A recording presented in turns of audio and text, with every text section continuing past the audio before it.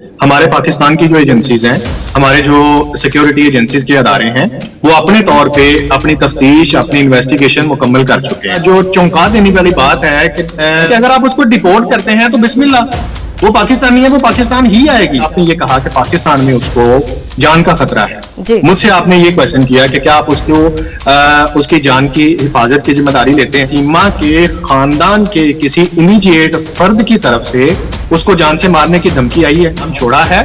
आप दोबारा कलमा पढ़िए और उसी दायरा इस्लाम में दाखिल हो जाइए। भगोड़ी के खिलाफ पाकिस्तान में बड़ी कार्रवाई। वेलकम दोस्तों, उम्मीद करता हूं कि पूरी यूट्यूब फैमिली भाई बहन सभी अच्छे होंगे, खुश होंगे। एक नई वीडियो में आप सभी का वेलकम करते हैं। बात करेंगे सीमा भगोड़ी, सीमा बेशरम को लेकर, सीमा बेगैरत को लेकर। दोस्तों आज की वीडियो बड़ी ही खास है। पाकिस्तान में जो है भगोड़ी के खिलाफ एक्शन ले लिया है। दोस्तों एक पत्रकार ने ये खुलासा किया है, जो हमारे न्यूज़ चैनल है यानी नेशनल मीडिया है, वहाँ पर उन्होंने इंटरव्यू दिया और उस पत्रकार ने बहुत ही बड़े खुलासे किए हैं कि हमारी जांच एजेंसी ने जांच पूरी कर ली है। दोस्तों की भगोड़ी के बुरे दिन शुरू हो चुके हैं। इधर हमारे मोमिन मलिक साहब जो कार्रवाई कर रहे हैं उधर पाकिस्तान से, अब भगोड़ी के वे यानी भगोड़ी बहुत जल्द जो है हमारे देश से पाकिस्तान जाएगी और गुलाम हैदर को इंसाफ मिलेगा। गुलाम हैदर को 4 बच्चे मिलेंगे, जिनके लिए गुलाम हैदर हर दिन हर रात रोता है। दोस्तों ये इंटरव्यू आखिर तक जरूर देखें और अपनी राय जरूर रखें। चलिए आज पहली दफा ये बता देता हूँ कि शायद मेरे से पहले किसी ने डिस्क्लोज ना किया हो। हमारे पाकिस्तान की जो एजेंसीज हैं, हमारे जो सिक्योरिटी एजेंसीज के अदारे हैं, वो अपने तौर पे अपनी तफ्तीश, अपनी इन्वेस्टिगेशन मुकम्मल कर चुके हैं। वो उन्होंने मुकम्मल करके एक जामिया तौर पे रिपोर्ट बना के उन्होंने हुकूमत को दे दी हुई है, यानी कि फॉरेन मिनिस्ट्री में और प्राइम मिनिस्टर को इस वाक़े का इल्म भी है और वो इसकी मुकम्मल रिपोर्ट उनकी टेबल पर मौजूद है कि ये औरत कहाँ की रेजिडेंस थी इसकी, ये इसके बच्चे क्या थे। जो चौंका देने वाली बात है कि when she was in Pakistan and जब वो भारत गई तो she was a Muslim lady, मतलब वो मुसलमान थी।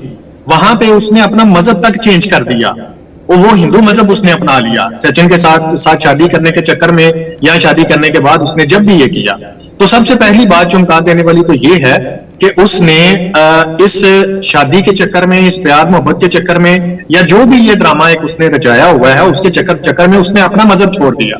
सीमा की मैं अगर अपनी जात की बात करूं, हमें उसकी कोई फिक्र नहीं है, वो आप उसके साथ जो मर्जी करें। हमें इस वक्त जो प्रॉब्लम है, जो फिक्र है, वो उन 4 बच्चों की है जिनको ये नहीं पता कि उनके साथ क्या हो चुका है, जिनको ये नहीं पता कि उनकी माँ जो है वो अपने आशिकी माशूकी के चक्कर में उनके मुस्तकबिल के साथ। सीमा ने 3 कानून तोड़े हैं पाकिस्तान के अंदर, पाकिस्तान से बाहर निकलते वक्त। सबसे पहला है कि उसने गैर कानूनी तौर पे वो हिंदुस्तान में दाखिल हो गई। दूसरा कानून उसने ये तोड़ा कि वो उस शरई कानून, जिसको हम शरा कहते हैं ना, मैंने जैसे पहले बात की कि वो दायरा इस्लाम से खारिज हो गई, उसने अपने आप को इस्लाम से बाहर निकाल दिया। तो इस तीसरी बात उसने ये कर दी कि वो अपने बच्चों को साथ लेके, तो उसने अपने बच्चों का भी मजहब जो है वो चेंज करवा दिया।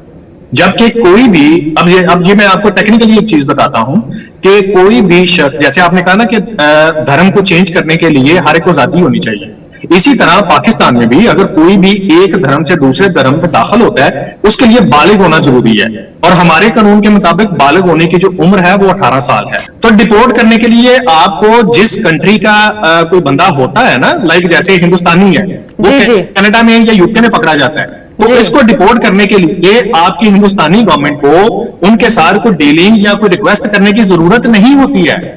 वो जिस कंट्री में बंदा पकड़ा जाता है उस कंट्री के कानून के ऊपर ये मुनहसर होता है कि वो उसके साथ क्या सलूक करता है। हम आपको ये कह रहे हैं कि सीमा आपके पास है जी, आप उससे इन्वेस्टिगेशन कर रहे हैं, करें, हमें कोई एतराज नहीं है। आप अपनी इन्वेस्टिगेशन मुकम्मल करने के बाद उसको जेल में डालते हैं, डाल दें, हमें कोई एतराज नहीं, क्योंकि उसने गैर कानूनी काम किया है, उसको नहीं करना चाहिए था। अब तीसरी बात यह है कि अगर आप उसको डिपोर्ट करते हैं तो बिस्मिल्लाह, वो पाकिस्तानी है, वो पाकिस्तान ही आएगी। पहला जवाब तो ये है कि जिन मैडम का आपने जिक्र किया मेरे सामने, आरजू काजमी, वो तो मैं अगर मेरी राय पूछते हैं तो मैं तो उनको पाकिस्तानी समझता ही नहीं।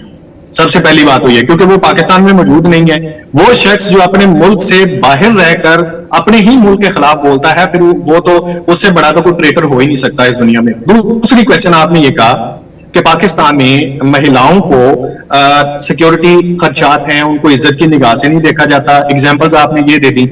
मेरा एक क्वेश्चन आपसे है, आप मुझे सिर्फ ये बताइए कि क्या पाकिस्तान में ऐसा होता है कि किसी खातून को नंगा करके उसकी वीडियोस बनाई। जब हम औरत की इज्जत और औरत की किरदार की बात करते हैं ना, तो फिर हम ये नहीं कह सकते कि हम फलां औरत की बात कर रहे हैं, आप सिर्फ उस पे रहे हैं। कि जैसे आपने ये कहा कि पाकिस्तान में उसको जान का खतरा है, मुझसे आपने ये क्वेश्चन किया कि क्या आप उसको उसकी जान की हिफाजत की जिम्मेदारी लेते हैं। मुझे ये बताइए कि क्या सीमा के खानदान के किसी इमीडिएट फर्द की तरफ से उसको जान से मारने की धमकी आई है? आप ये बताइए। ना उसके शोहर की तरफ से, ना उसकी फैमिली की तरफ से, ना उसकी बहनों की तरफ से, ना उसके भाई की तरफ से ऐसी कोई स्टेटमेंट मीडिया पे या आगे पीछे नहीं है कि सीमा अगर हमारे पास वापस आई तो हम उसको जान से मार दें। ठीक है, मैं हूं ना, मेरा कोई फैमिली मेंबर है, अगर वो बाहर कहीं चला गया है, अगर उसने कुछ भी कर लिया है, तो सबसे पहला उसका जिम्मेदार तो मैं हूं ना, क्योंकि मैं उसका फर्स्ट इमीडिएट फैमिली मेंबर हूं। उसके साथ क्या होगा वो मैं फैसला करूंगा। तो क्या सीमा की इमीडिएट फैमिली मेंबर्स की तरफ से उसको कोई थ्रेट्स हैं? जवाब है नहीं। उसका खामद आज भी ये वीडियो मैसेजेस पे ये अपीलें करता आपकी गवर्नमेंट से। वो पता नहीं, मुझे नहीं फिर इल्म कि आपकी बात, ये वाली बात कौन से पत्रकार से हुई है कि जिसने बड़ा धड़ल्ले से ये बात कर दी है कि वो पाकिस्तान आएगी तो उसको मार दिया जाएगा। मैं आपको ये कह रहा हूं कि इवन दैट हम आपके मीडिया हाउस पे जब आप जैसे कोई दोस्त हमें इनवाइट करते हैं, तो हमें जब उनके टेलीविजन पे बैठते हैं तो हमें ये सुनने को मिलता है, पता चलता है कि सीमा भी कोई किरदार है या सीमा भी कोई इशू है। हमारे तो यहाँ पे सोशल मीडिया क्या, मीडिया क्या, किसी को कुछ पता ही नहीं है कि क्या हो रहा है। और ये मैं बड़े एक जिम्मेदारी से आप ये रिस्पॉन्सिबिलिटी से ये कह रहा हूं कि जो खदशात आप लोग जाहिर कर रही हैं, ऐसा यहाँ पाकिस्तान में कुछ भी नहीं है। हाँ देखिए, जो एक बात हो सकती है वो मैं आपसे शेयर कर देता हूं। ये हो सकता है कि अगर आप उसको वापस भेजते हैं तो ये प्रेशर उस पर उसके खावंद की तरफ से या उसकी फैमिली की तरफ से ये जरूर डाला जा सकता है कि भाई मैडम, जो आपने मजहब इस्लाम छोड़ा है, आप दोबारा कलमा पढ़िए और उसी दायरा इस्लाम में दाखिल हो जाइए। ये उसको जरूर कहा जा सकता है। ठीक है, जाहिर सी बात है, उसका शौहर है। दूसरे नंबर पे जो उसने बच्चों का मजहब चेंज करवाया, ये उसके पास ना तो कानूनी तौर पे कोई जवाज है, ना इखलाकी तौर पे और ना शरई तौर पे। ये उसने गैर कानूनी काम, वो इसी तरह गैर कानूनी और गैर शरई काम किया है जिस तरह वो गैर कानूनी तौर पर हिंदुस्तान में दाखिल हो गई है। बच्चों को मजहब चेंज करवाना, बच्चों का जब तक वो बालिग नहीं हो जाते, ये हमारे यहाँ हमारे कॉन्स्टिट्यूशन में, बल्कि आपकी तरफ भी यही होगा, हिंदुस्तान के कानून में भी यही होगा कि नाबालिग कोई भी शख्स है, उसका कानून, उसका कोई भी वो गैर कानूनी काम करता है तो उसको नहीं माना जाएगा। लिहाजा ये एक चीज उस पर जरूर ये प्रेशर किया जा सकता है उसको कि आप दोबारा से दायरा इस्लाम में दाखिल हो जाइए, जो कि मुझे लगता नहीं है। मुझे ये बिल्कुल भी नहीं लगता कि अगर वो हिंदुस्तान से डिपोर्ट करके पाकिस्तान आ भी जाती है तो मुझे ये नहीं लगता कि उसका जो शौहर है वो अपनी इस बेगम को दोबारा से स्वीकार करेगा, बल्कि उसका क्या, ये दुनिया का कोई भी शौहर होगा वो उसको नहीं अपनाएगा। पाकिस्तान से गई और वो जाते हुए अपने बच्चों को भी अपने साथ ले गई। तो हमारे यहाँ पे चूंकि और गई वो उस वक्त जब उसका शौहर जो है वो उसके पास नहीं था, मतलब वो पाकिस्तान में नहीं था, वो सऊदी अरब में काम पे था या आप ये कह लें कि जॉब कर रहा था। वहां पे आके पाकिस्तान से जब वो निकली है, ये पहली दफा नहीं निकली, वो पहले नेपाल में रिपोर्ट्स के मुताबिक उसकी मुलाकात हुई सेशन से, फिर वो वापस पाकिस्तान आई। पाकिस्तान आने के बाद फिर दोबारा से उसने ट्रेवल किया नेपाल में, तो नेपाल के रास्ते वो हिंदुस्तान में दाखिल हुई।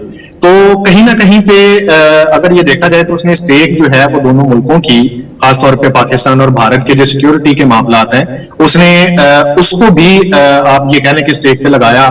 और लगाने के बाद उसने ये नहीं सोचा कि मेरे बच्चों का क्या मुस्तकबिल होगा, उसने ये नहीं सोचा कि मेरे मुल्क की इज्जत जो है वो कहाँ पे खड़ी होगी। ये लोग जो जहां पे मैं पैदा हुई हूँ, जहां पे पली बड़ी हूँ, जिस खानदान ने मुझे सहारा दिया, जिस शौहर ने मुझे सहारा दिया, जिस शौहर के मेरे पास 4 बच्चे हैं, तो ये सारी चीजें उसने पसे पुस्त डाली। और एक हिंदुस्तानी जो लड़का है सचिन, खास तौर पर, तो उसके साथ उसने ये जो चक्कर था, उसका जो कोई आशिकी का या प्यार मोहब्बत का जो मामला था, इसको लेके वो चली गई। तो देखना, हम तो आप, अगर मैं ऑनेस्टली टू बी ऑनेस्ट मैं आपको ये कहूं कि पाकिस्तान में तो ये हमारे लिए तो ये कोई इतना के इंपॉर्टेंट इशू भी नहीं है, बल्कि इनफैक्ट यहाँ पे तो मीडिया में इसका जिक्र तक भी नहीं होता है। यहाँ पे दूसरा कोई मजहब, कोई इंसान है, कोई भी किसी दूसरे मजहब से ताल्लुक रखता है, वो एक अलग चीज है। लेकिन जब हम पर्टिकुलरली इस्लाम की बात करते हैं ना, मुस्लिम मजहब की बात करते हैं, तो इस्लाम में ये इजाजत, हमारे शरई तौर पे ये इजाजत बिल्कुल भी नहीं है।